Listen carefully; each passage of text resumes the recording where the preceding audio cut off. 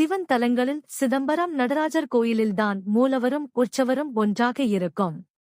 அதேபோல் அம்மன் தலங்களில் மூலஸ்தானத்தில் இருக்கும் அம்மனே உற்சவ மூர்த்தியாக இருப்பது காரைக்குடி கொப்புடை நாயகி அம்மன் கோயிலில் ஆகும்.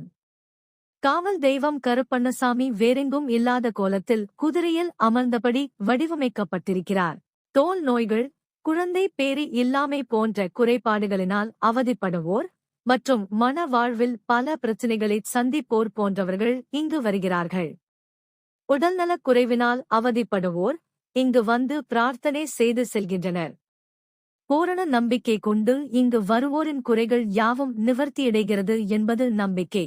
சித்திரை மாதம் கடைசி செவ்வாய்க்கிழமை செவ்வாய் பெருந்திருவிழா தொடங்கி வைகாசி மாதம் முதல் வாரம் முடிய 10 நாள் மிகச்சிறப்பாக கொண்டாடப்பட்டு வருகிறது.